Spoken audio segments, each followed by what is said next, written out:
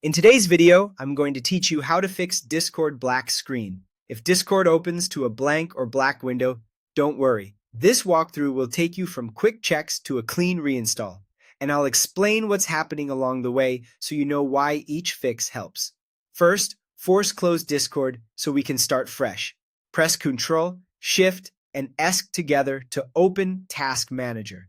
If you see a compact view, click More Details to expand it. Find Discord in the list. Sometimes there are multiple Discord processes. Then select it and click End Task. This makes sure any frozen or hidden background instance is fully shut down, which is a common reason the app appears but won't render anything. Now reopen Discord and see if the screen loads correctly. A proper restart clears temporary hiccups and often resolves the issue right away. If everything looks normal, you're good to go. If you still get a black screen, continue to the next fix.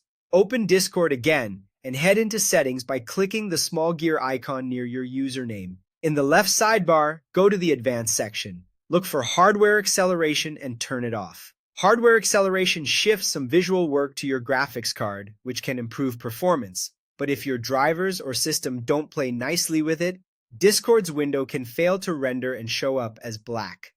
After you toggle it off, Discord will prompt you to restart. Accept the restart so the change takes effect. When it reopens, check whether the interface loads normally. You might notice slightly less snappy animations, but stability usually improves.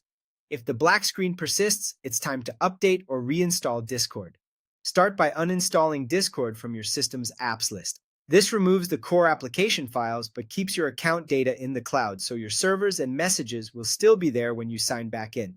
Next, go to the official Discord website and download the latest installer. Avoid third-party mirrors to ensure you get a safe, current version. Run the installer and complete the setup. A fresh install replaces any corrupted files and includes recent fixes that can resolve rendering issues. After installing, open Discord one more time and confirm that the window loads properly.